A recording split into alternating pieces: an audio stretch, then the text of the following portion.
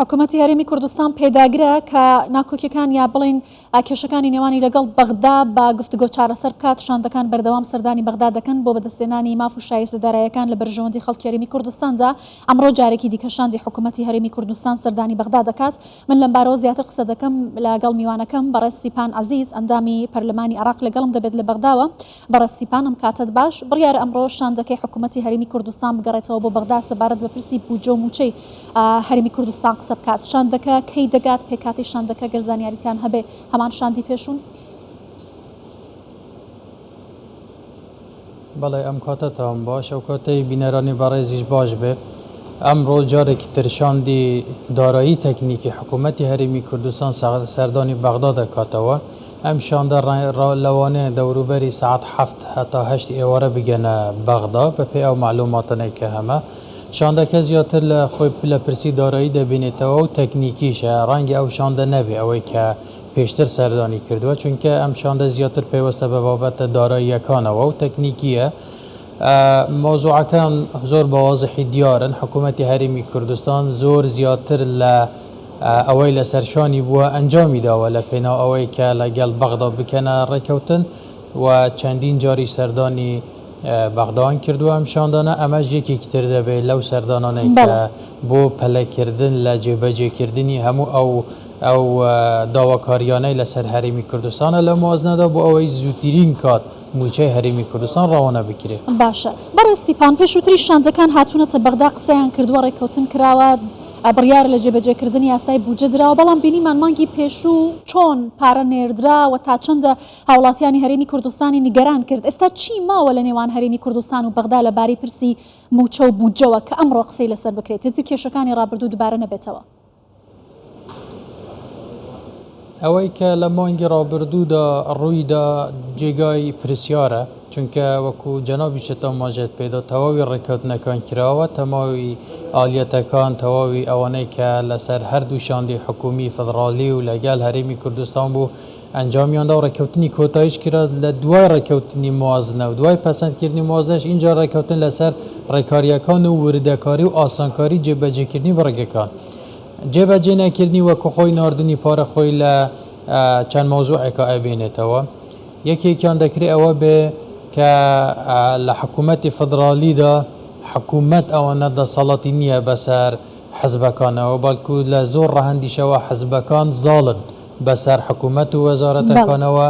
هەندێک جار بینیومانە کە وەزارەتەکان جورعەتی ئەوەیان نەکردووە لە ترسی ئەحزاب یان حزبێکی سیاسی دەست قەراری ئەنجومەنی وەزیران جێبەجێ بکەن. دەکرێت ئەمە یەکێک بێ، ئەمە تەحلیلە، ئەمە معلومات نییە، وەکو تەحلیل دەتوانمەوە باس بکەم. بابەتێکی تریشەوەیە کە هەندێک لە ینی کوردی کاریگەریەکی نەرێنیان لەسەر ئەو مۆزوعە هەیە. ئەوەی ئێمە دیقەتمان کرد هەندێک لە ینی کوردی بەداخەوە دێن زانیاری غەلەت لێرە دەدەنە وەزارەتی دارایی، مەحکەمەی اتحادی، حکوومەتی فدرالی على اساس یاخو حتا دیوانی چاودێری داراییش على اساس ئەو داهاتی هەرێمی کوردستان زیاترە یان داهاتی نەوتی یان نیشنانەوتی حکوومەتی هەرێم زیاترە. تەنها ئامانج لێ دروستکردنی ئەرقەلەیە بۆ ئەوەی موچەی فەرمانبەرانی هەرێمی کوردستان دوا بکەوێت. ئەوەی کە فترەی ڕابردووش ڕوویدا شتیوا هەبووە پارلەمانتاری کورد یاخود بەواشترەوە بڵێم بەناو کورد لە عێراق هەستەوە بە پێشکەشکردنی راپۆرتێکی غەلەت کە ئامانج لێ چاوەشەکاری بووە بەدەسەڵاتدارانی عێراق لەسەر داهاتی نانەوتی کە نەتیجەکەش دواکەوتن و دروستکردنی کێشە بووە بۆ موچەی فەرمانبەرانی هەرێمی کوردستان. باشە بەڕاستی پام بڕیارە کە حکوومەتی عێراق بەشە بوجێ هەرێمی کوردستان بە تەواوەتی بۆ مانگی داهاتوو بنێرێت بە موچەی فەرمانبەرانیشەوە. ئایا ئەمەی تر کۆی کێشەکان چارەسەر دەکات؟ دەکرێت بڵێن هەر مانگێ نابێت چاوەڕێی بەغدا بین بۆی کە بەناردنی شاند و بە داواکاری موچەی فەرمانبەرانی هەرێمی کوردستان بنێرێت؟ ئەمە جێبەجێ دەکرێت؟ مۆزوعی ناردنی شاند و داواکاری وەکو ئێستا نامێنێ ئیتر بینە ناردنی موچە و بودجەی هەرێمی کوردستان پێویستی بە قەراری مەجلیسی وزەرا نابێ کە جارێکتر تەڵەب بنێرێ و داواکاری بکە حکوومەتی هەرێمی کوردستان تا حکوومەتی فدرالی موچەی فەرمانبەرانمان بنێرێ. ئەمە یەک. دووەمیشیان حتمما ناردنی شاندیش ئەوەندە پێویست ناکە وەکو ئەوەی کە ئێستا هەیە. ئێستا خەریکی گفتوگۆ و ڕێکەوتن و مفاوضات بوون لەسەر چندین بابت و لسرتای سالا و هر سالی را بردوش کتایی که با موضوعی موازنه قانونی نوتوگاز همو بابت کان تارکوتین کرا پیوست بابو کشان دی حکومتی هریمی کردستان بچری لیره کوبونه و گفتگو مفاوضات انجام بداد بلام امرو اگر بیتو موازنه بچه تبواری جبهه کرنکان تواوی رکوتنکان کراوه مگر لحالتی هاتنه پیشوی اشکالیه کیان کشه کیان بربست دروز بو عمله حالت دا پیوز دکات شان حکومت باشه پیتان وای امرو ایتر کوتا اگر نه بشه وای یاسایی اگر قسە کردن بێت لەسەر و بابەتە ئەمڕۆ